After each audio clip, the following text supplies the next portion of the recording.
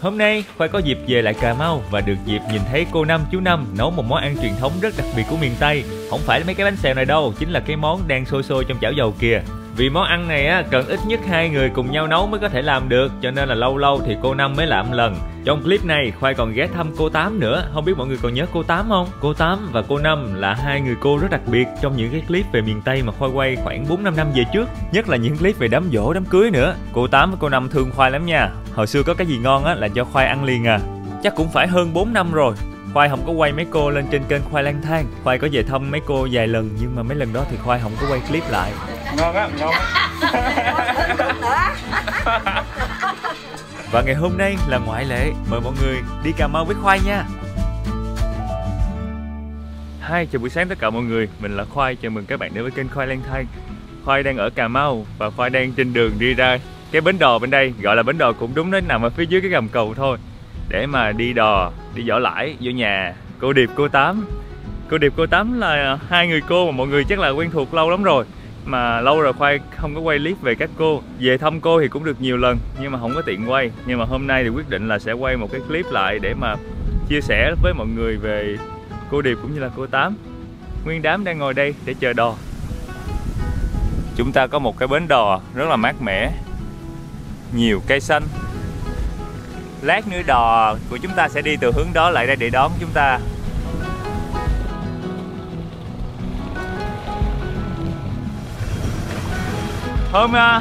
Hai hôm trước là Khoai có ghé đây rồi và Khoai tới nhà thăm hai cô vào 7-8 giờ tối, nhưng mà lúc đó là Khoai không có quay clip lại. Mọi lần á Khoai sẽ vô thăm mấy cô bằng xe máy. Thường thì đi một mình hoặc là đi 1-2 người á thì đi xe máy dễ, còn đợt này Khoai đi tới 4 đứa lần. Với lại cái đường trước nhà cô thì chỉ được bằng xe máy thôi, chứ còn xe 4 chỗ là không có vô được. Nên quyết định là mình đậu xe lại, xong rồi mình mướn cái Võ Lãi, nhờ anh Cò anh chở Khoai đi vô trong luôn. Đi khoảng tầm 30 phút là tới được nhà của cô Năm và cô Tám rồi.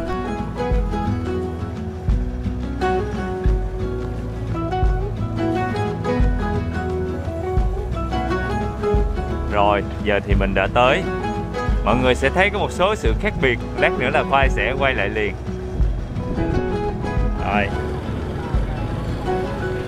Rồi, cảm ơn anh luôn. Mọi người sẽ nhìn thấy á, đây là một nơi rất quen thuộc. Cái chỗ này hồi xưa mình gói bánh tét nè. Cái nhà nhỏ nhỏ bằng lá. Rồi đây là cái bộ dạt ở trước nhà, là cái chỗ mà hồi xưa Khoai nhìn thấy cô Điệp với lại cô Tám gói bánh ở đây, đánh trứng ở đây, xong rồi quen được hai cô ở chỗ này. Bây giờ thì đường xá dễ hơn nên là không những có ghe đồ tươi mà chúng ta còn có những cái xe chở đồ tươi giống vậy. Nguyên đám sẽ đi qua nhà cô Tám để mà gửi cô ít sữa trước, xong rồi quay ngược trở lại thăm cô Điệp với lại chú Năm luôn. Thật ra là Khoai cũng rất là phân vân khi mà quay cô Tám lên, tại vì cũng về đây nhiều lần rồi, nhưng mà vì cô Tám cổ bị bệnh nên là cũng không tiện khi mà quay phim như vậy. Chú Tám. Dạ. Đá sủa dữ kìa. Cái này có đồ đẹp không trời? Nó đồ đẹp không trời? Em đem đưa em chơi nha. Dạ. Cô Tám ăn gì chưa? Ngồi. Ngồi gì chơi không? Thì con thì hôm kia con ghé con hứa đó thì nay ghé lại nè.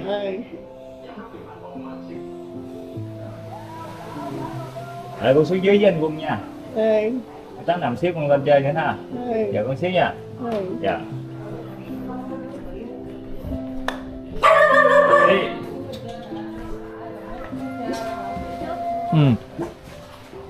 Ủa nấu gì vậy không? Anh đợi em vô mấy thằng lùa hấp tôm với cua. Trời ơi. Đó lân món vậy? Tôm phải chứ. Để hấp phóng mới ngon chứ để em vô không ngon. Chết rồi. Hay để ít thôi. Ít thôi. Để tụi em chuẩn bị chạy qua bên cô Năm. Cô Năm nào? Đẹp á. Trời ơi cô Năm để đây chơi đây đi rồi xíu xíu qua cô Năm được. Anh Quân ảnh làm cho Khoai bất ngờ luôn á. Tại vì Khoai không nghĩ là ảnh chuẩn bị nhiều tôm cua như vậy. Mà có hẹn với cô Năm chú Năm là sẽ qua sớm giấc trưa rồi. Nên là chắc sẽ xin anh Quân là chiều chiều mình ghé qua sau. Cứ vậy không à, sáng em ăn gì chưa mà để tới 3 giờ chiều? Em mới Ăn cơm bình thường á à. Chị tới không có 1 giờ 2 giờ. 1 giờ 2 giờ ăn được. Dạ. Lỡ là có gì anh hấp con hồi lại hâm lại được. Được. Chắc nó không mua mà cái mới nè anh mới không hấp chứ anh hấp gầu gì đó. Dạ được. Sao đâu. Gì cũng được. 1 giờ qua cái để bụng qua nha. Dạ. Em quay cho nó xíu cái anh hấp anh để đi. Đây chính là lý do mỗi lần mà Khoai về thăm cô Năm, cô Tám là Khoai không bao giờ báo trước hết á. Tại báo trước là ở nhà mọi người sẽ chuẩn bị đồ ăn, thức uống, tôm, cá, cua tùm lum để mà đãi. Nhưng mà do là 2-3 ngày trước Khoai có tới thăm một lần rồi, xong Khoai hứa là 2-3 ngày sau trước khi về Sài Gòn Khoai ghé thăm nữa. Thành ra là mọi người biết ngày mình tới, mọi người chuẩn bị tùm lum đồ ăn hết trơn. Để đi rồi qua á. Dạ. Anh đợi chút xíu anh hấp rồi qua đó. Dạ. Mà qua đây mà không ăn cái là giận luôn, dữ lắm lên luôn á. Rồi, nãy thấy gọi điện mà mò mò là đi rồi. Cái nào kiếm trái giác kho cho em không có, kho me đỡ chắc không Dạ. có trái giác. Quá gì ngon. Gì rau tùm lum vậy? Rau đang ăn tôm với ăn cua. Bồn bồn luôn. Bồn thì nhúng lẩu. Dạ. Ăn với ăn trước đi nha, đừng có chờ em đói bụng á. Biết gọi Dạ, gọi em sáng qua rồi.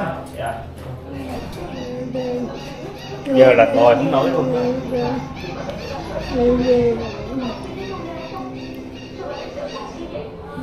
Chút nữa con qua chơi nữa. Ha. Dạ. Được chơi nha. Dạ. Để lát thôi lại nha. Rồi nhớ nghe. Dạ. Giờ thì Khoai quay lại nhà của cô Năm để cô Năm hôm nay cô Năm có đổ bánh xèo với làm cớm. Khoai qua coi cô Năm làm cớm. Mọi người bởi vì Khoai xuống đây Khoai ít khi báo trước là vậy đó. Tại cỡ 2 hôm trước là nguyên đám có xuống rồi, là không có dám báo trước. Xong rồi cái cũng có hứa là ngày 15 rằm quay lại chơi đẹp, là 2 bữa sau là hôm nay nè. Thì xuống là ai cũng chuẩn bị đồ ăn tùm lum hết trơn. Anh Quân thì anh mua một cái xô tôm cua, còn cô Điệp thì cô nói là để cô đổ bánh xèo. Thành ra là nhà nào cũng có đồ ăn hết. Dạ. Dạ. Ghé thẳng tạo đi. Dạ. Chị. Trời ơi, đây mẹ bánh, mẹ cớm, mẹ đồ của cô Điệp chuẩn bị giao Tết cho người ta. Quá hoành tráng luôn. Dạ. Thôi trời Phương. Dạ. Trời ơi, đổ luôn rồi hả? Chiên ba chụm ba chán nữa để chiên rồi. Mới dám điện vô. Hèn chi kêu con vô trễ trễ. Vô chiên trễ. Con tính vô sớm rồi đó. Vậy đó hả? Dạ. Này là mấy cái bánh da đầu tiên ha cô Điệp. Dạ. Đây là cái bếp mà hồi xưa mà nay cô Điệp đầu tư làm mấy cái bếp bự luôn. Mấy cái ông táo bự luôn. Sáng hôm nay á thì tự nhiên chú Năm gọi cho Khoai nói là con vô trễ trễ thôi nha, 11 giờ 12 giờ trưa hả vô. Thì Khoai cũng nghĩ là chắc ở nhà có công chuyện thiệt nên Khoai cũng không có vô sớm. Thì cũng canh canh đâu đó 10 giờ vô.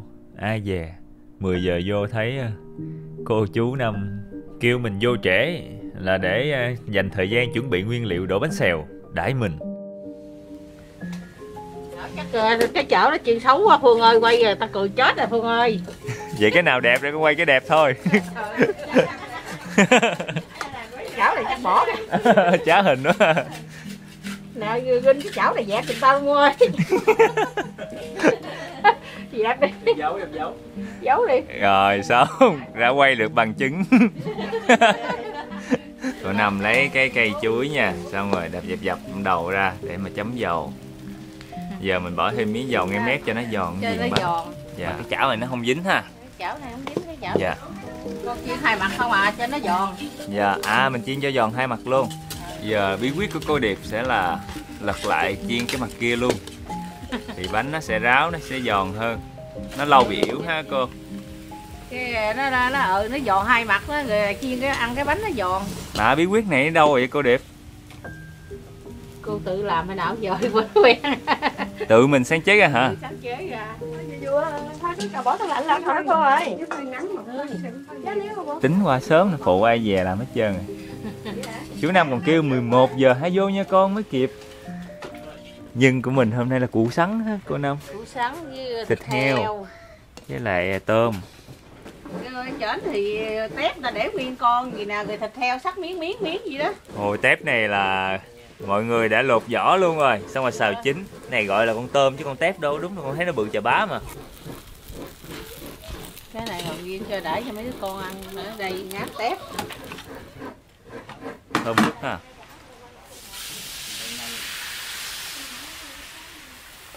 Ngon, hổng bên chị Tám chef kia không bà Phương? Dạ bữa con coi cô Tám cũng cỡ 10 giờ mấy á. Mấy năm bác còn mạnh á. Dạ. Ở qua đây phải cho hai cái bánh mà chú với thím hai người ăn không hết hai cái bánh đó. Hồi đó cô có khi Tết không nuôi heo đó. Hai chị em ra ngồi đó, bả nướng bánh bột đậu, cô nướng bánh bông lan, hai chị em nướng tới 12 giờ tới 1 giờ vậy đó. Dạ. Phỉ. Này cô Hai, cô đang nạo dừa. Nhưng mà nạo dừa không phải làm bánh xèo. Làm cốm. Dạ. Ở góc bên đây thì chị Thủy chỉ đang nhúm cái nồi cơm bếp củi. Hồi xưa là nấu bếp củi là lúc nào cũng có nước cơm để húp hết á. Xíu có luôn. Xíu có luôn à. Vậy chứ nướng bánh chiên bánh xèo rồi bằng bếp củi sao thấy nó ngon hơn cái vụ ga. Nó thơm hơn à? Thơm hơn. Dạ.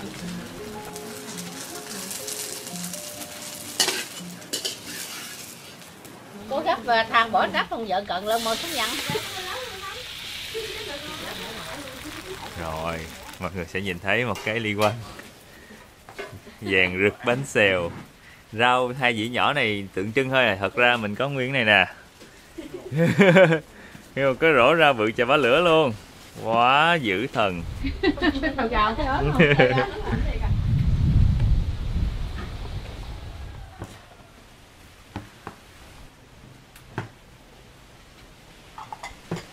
Mời cả nhà dùng gửi ha. Dạ. Dạ mời mọi người.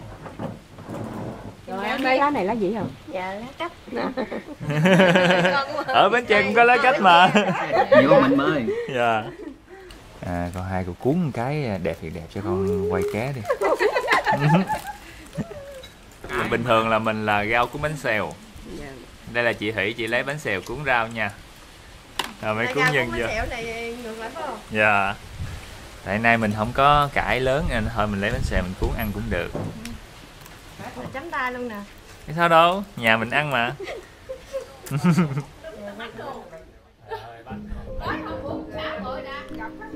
Rồi bây giờ thì mình đã ăn bánh xèo xong. Mình thẳng tiến qua nhà cô Tám để mà ăn tiếp bữa trưa với anh Quân. Lâu lắm rồi có một cái clip đặc biệt ha mọi người. Đi ăn suốt luôn á. Ăn trưa 2 lần. Chiều là Khoai có ngồi làm cớm với lại cô Năm nữa. Mọi người nhớ coi hết clip nha. Hey, cô Tám. Cô Tám ăn cơm chưa? Rồi. Rồi hả? Nhớ con tên gì không? Khoai chứ ai nữa trời ơi.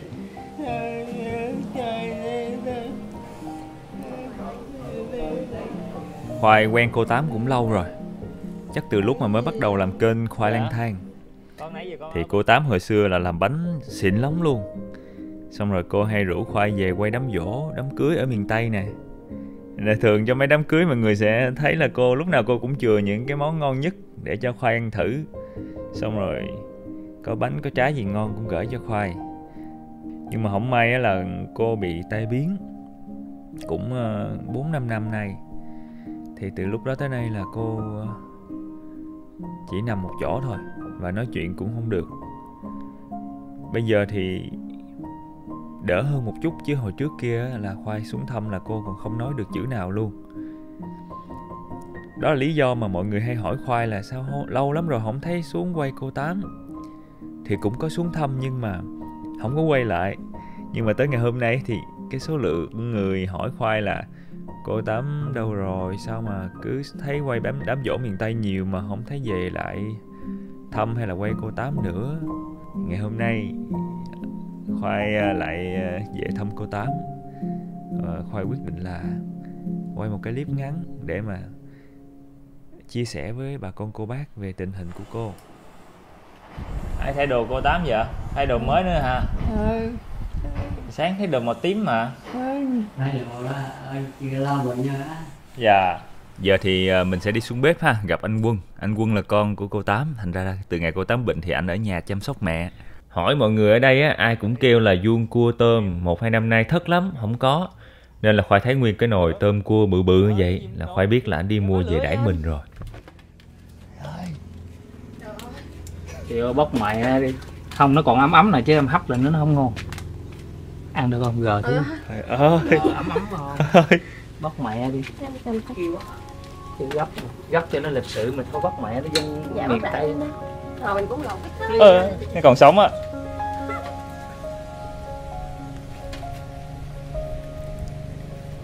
Trời ơi.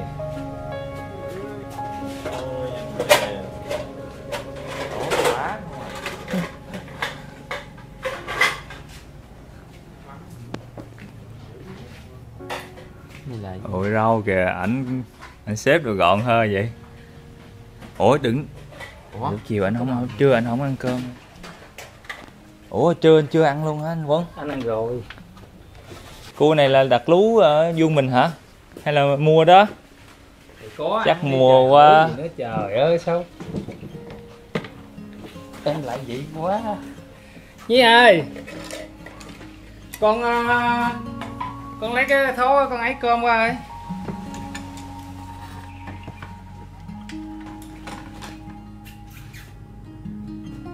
Mới thì em cứ dầm me vô thêm nha. Dạ. Chân dung người đàn ông làm quá trời món. Này chả cá này anh quết hay ai quết? Anh ấy bên là chị. Sống.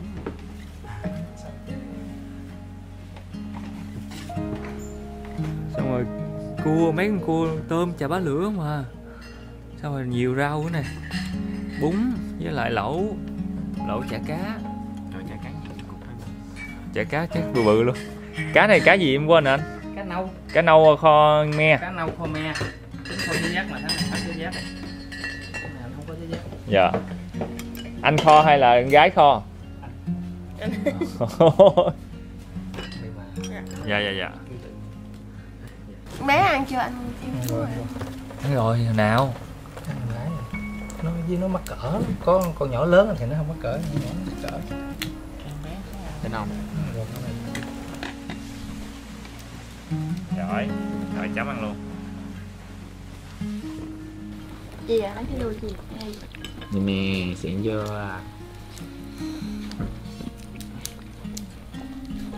Ăn đi Phương. Cô Tám có ăn được mấy này không? Không. Là chỉ ăn cơm nhuyễn á hả? Cái sạch thôi đó, không có ăn được nha. Với uống ít sữa thôi ha. Với uống sữa rồi. Dạ. Giòn.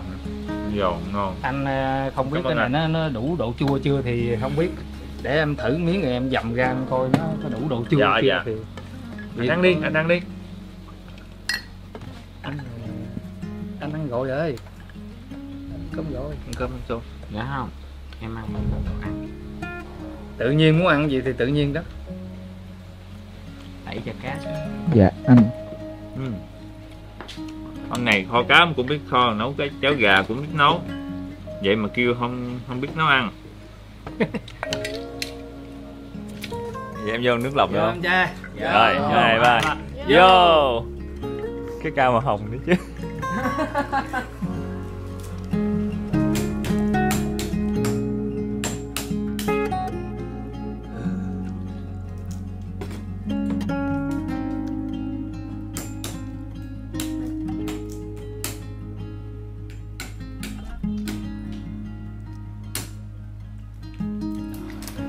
Tự xử nhận thôi lên đã đồng ai anh cũng sạch mà nè, ai nói giờ mà trời tự nhiên tự nói luôn á. Cầm tù tính tay. Cảm ơn.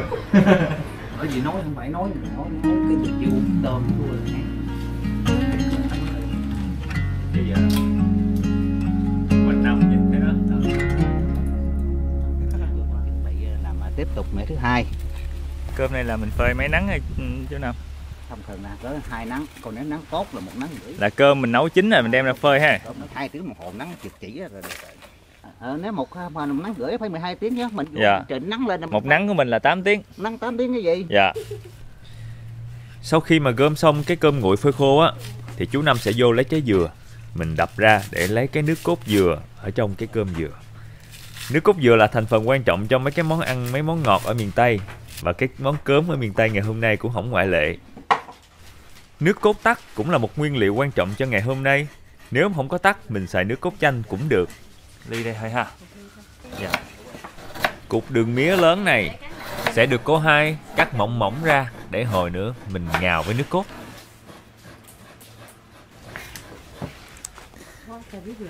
Bây giờ thì cô Năm đang nấu một chảo dầu lớn. Cô Năm đang bắt đầu thả một cái hột gạo vô để mà thử coi nó đã tới nóng của dầu chưa. Dạ. Đó, nó nổi lên ha. Nó nổi lên là nó gần tới rồi đó. Múc miếng gạo.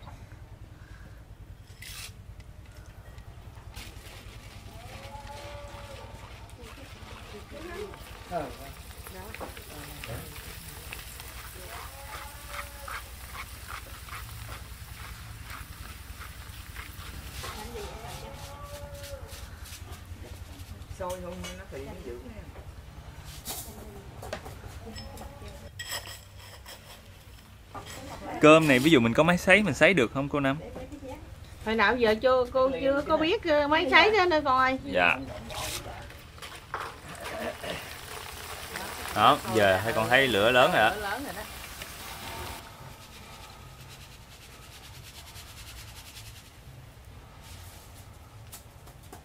Có nước cốt dừa nè, có đường, có mè, có đậu phộng, có mạch nha nữa hả chú Năm? Là cái chén đó mạch nha. Dạ. Và cái chén này là mạch nha. Người sẽ thấy nó ôi nó dính quá. Nó dẻo nhẹo à. Dạ. Quá trình chiên cơm thành cơm nhịn vậy chứ thiệt ra là đơn giản nhất rồi đó. Cái giai đoạn mà khó khăn nhất trong cái món ăn của chúng ta chính là giai đoạn xên đường và trộn cơm chung với lại cái nước đường nước cốt á. Chút xíu nữa thôi là tới liền.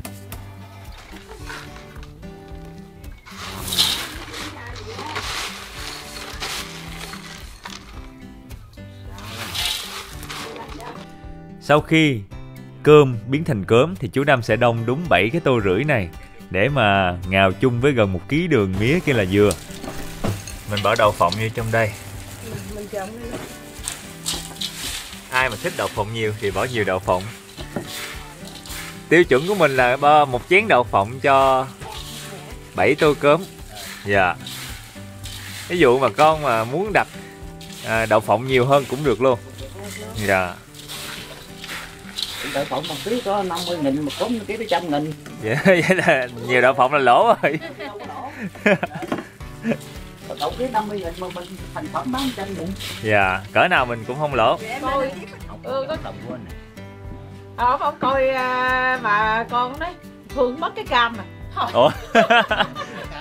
Bữa con rớt cái máy bay đúng không? Cái flycam. Mất máy bay gì đó. Mất cái cam lại.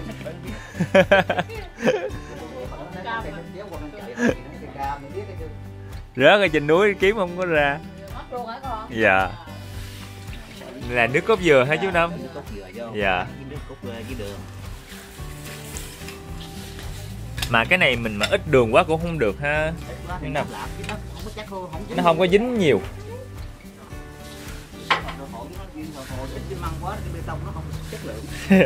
Đó là gì bời rời. Dạ. Mình xài đường khác được không cô Năm? Được con, đường thốt nốt, đường cát cũng được chứ. Rồi để động tác để bạch nha vô. Nó thường thường nó dẻo như kẹo bạch nha không nghe sao? Dạ. Nếu mà không có kẹo mạch nha thì nó có bị sao không cô Năm? Không có kẹo bạch nha nó sao nó bời gời con ơi, nó không dính. Dạ. Nó không có cái chất nhựa nó không có dính. cái độ dẻo nó không có không có bệnh cũng như là cái mình làm bê tông mà khi mang dở vậy. Cái gì cái hồ gành đó bê tông mà khi mang dở thì cát đá nó không có chắc. Dạ. Cái này hồi xưa cô Năm bí quyết học ở đâu hay là mình làm rồi mình rút kinh nghiệm vậy? Mình thấy ông bà làm Gia rồi đi truyền. trước có gia truyền. Dạ. Thì cô lớn lên người ta nướng bánh nướng trái ta bận này kia rồi mình có ý mình để ý mình biết. Dạ. Cô có người cô thứ Út đó. Dạ. Bà cũng khéo léo về mận này kia bánh trái thì bà đi đâu cũng dẫn theo mần rồi mần ghét rồi quen với bà. Dạ. Rồi tới giờ bà già yếu rồi bà chết rồi. Rồi sau rồi bà già yếu mần lại cho bà ăn, không mần lại cho bà ăn từ món. Dạ. Đâu mận này kia lại. Đây là một món ăn đặc biệt vì cần phải có tối thiểu 2 người mới làm được. Bình thường nếu mà một mình cô Năm ở nhà thì cô Năm sẽ không bao giờ làm món này. Mà hồi mọi người sẽ nhìn thấy lý do tại sao. Hôm qua đứng lúc gì nè, cái ông đó ông Lợi, ông sốt kêu Năm Điệp ơi, ông nín thịt.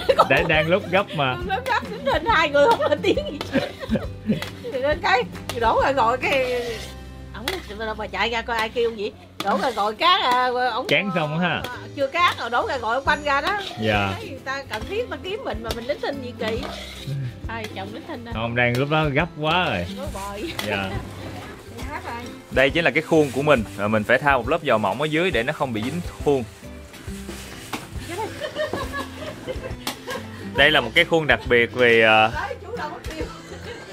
chú khi mà đóng đã đánh những cái dấu kích thước ở trên đây rồi. Khi mình đổ vô khuôn mình cắt á thì mình chỉ cần canh theo cái dấu này rồi mình cắt là được, không có cần phải dùng thước để đo. Mè trắng cũng sẽ được rắc ở phía dưới để cho cái cốm của mình thơm hơn. Mọi người sẽ nhìn thấy chú Năm đang cầm một đôi đũa. Đôi đũa này có tác dụng là để kiểm tra coi cái đường của mình nó đã tới chưa. Mình nhúng xuống rồi mình sẽ thấy cái sợi chỉ đường nó dính giữa hai cái đầu đũa, nó kéo sợi được thì có nghĩa là đường đã tới nước rồi. Cũng hồi hộp đó. Thành ra bại cũng vậy.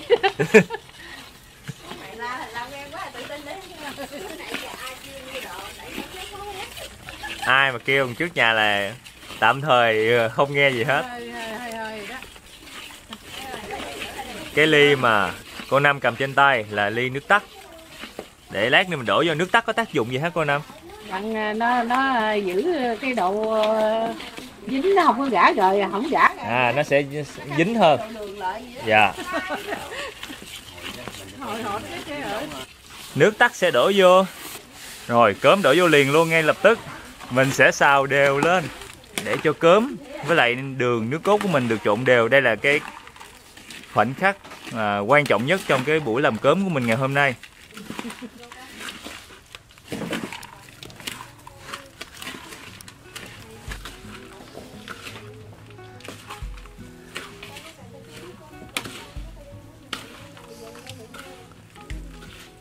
Cô Năm nheo mắt dữ cô Năm. Khói quá. Khói quá. Rồi, khỏe đó. Mà chắc nó ở trên mạnh tỉnh đó.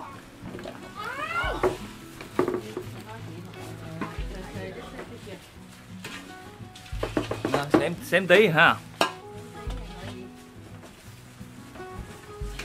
Nó hơi khê khê xíu mà không sao ha cô Năm. Nó chưa ha. Dạ. Cái dạt nó rung rung theo từng từng cái lăn của chú Năm. Có ngồi có thấy ngượng rung rung theo nữa.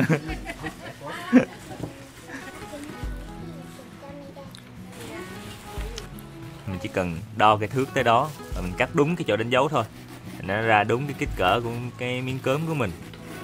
Cái này lúc nào làm thì cũng phải có hai vợ chồng làm mới nổi ha. Dạ. Không phải hai vợ chồng cũng được, cô hai người được đây. Hai người được mà phải biết là với nhau nha. Có người kìm người cắt ha. Biết cái ý, biết cái kiểu làm. Dạ. Bề dọc hay bề ngang gì mình cũng đã có đánh dấu sẵn hết.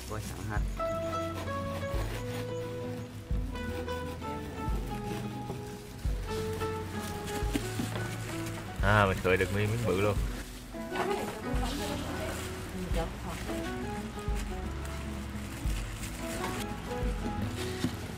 Coi gỡ cái này đã sao, giống như coi mấy clip mà người ta nặng mụn á, nhìn nó lột ra giống như lột mụn vậy á. Tại sao? Thì nhìn đã mà nó gỡ là nó phải còn nguyên mới đã nha. Còn nguyên mới bệnh. Dạ. Rồi chắc siêu thao này mua. Vô bịch là một công đoạn rất quan trọng của món bánh này, tại vì mình phải vô nó kín hơi, nó không có bị mềm bánh. Mình để được lâu nó ngon lâu. Hồi xưa mấy cái này là con thấy có cái đèn dầu, cái đèn cày ngồi hơ xong rồi tém này đúng không? Giờ gió này cũng đốt đèn đâu. Dạ. Đậu thui đó con. Dạ. Mạch nha nó kẹo chảy nhiều nhiều luôn á. Ăn đi, trời ơi. Thơm thoang thoảng nước cốt dừa.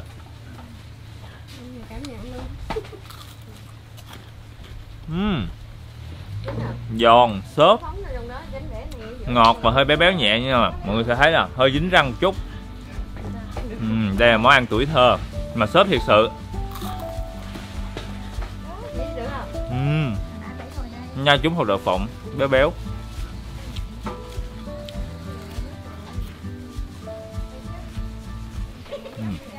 Cuối cùng thì chúng ta cũng đã hoàn thành xong. Một bịch này là 50.000, nửa ký. Giờ mình sẽ đem lên lần trước để bạn có thể nhìn thấy nguyên một cái ly quanh.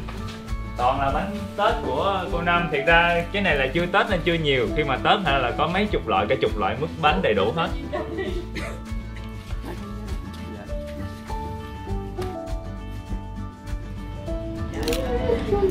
Sao kỳ vậy? Dạ, con đi luôn chú Năm ơi. Dạ, con cảm ơn cô Năm. Mấy con về khỏe nghe. Dạ. Có dịp cho học xuống chơi. Dạ, con đi luôn chú Năm cô Năm ơi. Dạ, hẹn gặp lại. Hẹn gặp lại. Làm hồi xưa con nhớ cái góc này là mình nấu bánh tét nè. Góc này nè, giờ xây thành cái hiên sau ha. Nhanh quá, chạy nhanh.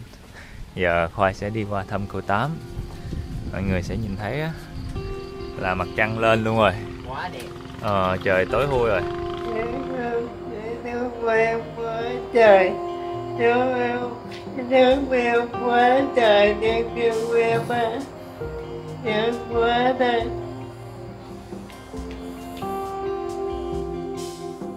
Hồi đó hả?